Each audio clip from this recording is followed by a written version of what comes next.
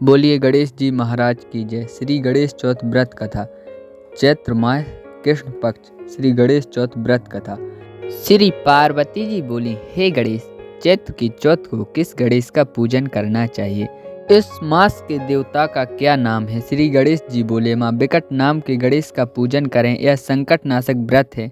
व्रती पुरुष पंचगप का पान करें और गणेश का पूजन करके बिजौरा तथा घी का हवन करें तो बंध्या को पुत्र प्राप्ति होती है। माँ सतयुग में एक मकरध्वज नामक राजा वह पुत्रवत प्रजा का पालन करता था। प्रजा सभी प्रकार से सुखी थी। यज्ञ वल्लभ जी की कृपा से राजा को पुत्र की प्राप्ति हुई। राजा अपने मंत्री धर्मपाल को भार सौंपकर अपने पुत्र का पालन करने लगा। धर्मपाल के 5 पुत्र थे।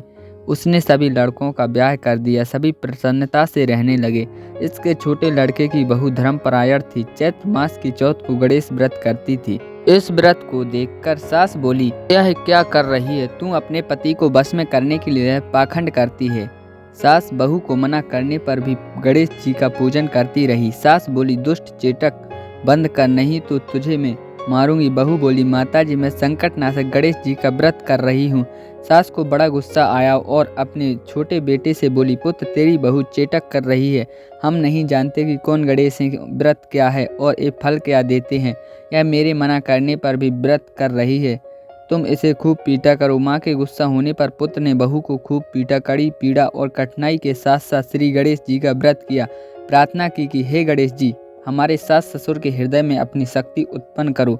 श्री गणेश जी ने राजा के पुत्र को धर्मपाल के घर में छुपा दिया। उसके वस्त्र आभूषण राजा के भवन में डाल अंतर ध्यान हो गए। राजा ने अपने पुत्र को आवाज दी, परंतु वह नहीं बोला तो वह ढूंढने लगा और मंत्री को बुलाकर बोला, मेरा पुत्र कहाँ है? वस्त्र आभूषण मिल गए परंतु लड़का नहीं मिला। मंत्री ने कहा, नौकरों को आदेश दिया कि शीघ्र राजकुमार का पता लगाओ। दूतों ने चारों ओर तलाश किया परंतु राजकुमार का पता नहीं लगा। दूत राजा से बोले, हे नाथ, राजकुमार का कहीं भी पता नहीं चलता है। राजा ने मंत्रियों को बुलाया और उनसे कुमार के विषय में पूछा। धर्मपाल, कुमार कहाँ है? अरे दुष्ट, तुझे कुल सहित तेरा वध करूंगा। राजा को धर्मपाल ने प्रणाम किया और कहा कि मैं कुमार को ढूंढता हूँ। धर्मपाल अपने घर गया। अपनी स्त्री बच्चों से सभी समाचार कहा कि राजा हमारे कुल का वध करेगा।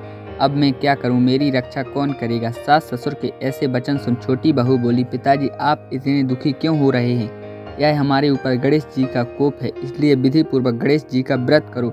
राजा तथा नगरवासी गणेश जी का पूजन तथा व्रत करें तो अवश्य पुत्र मिल जाएगा। धर्मपाल बोला, बहू तू धन्य है, हमारे वंश का उद्धार कर देगी।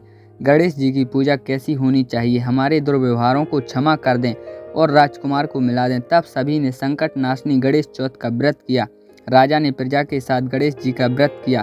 इससे गणेश जी प्रसन्न हुए और सब लोगों के देखते ही देखते राजकुमार को प्रकट कर दिया। नगरवासी तथा राजा अत्यंत ही आश्चर्य और प्रसन्नता को प्राप्त हुए। इन तीनों लोकों में इससे बढ़कर कोई भी व्रत नहीं है।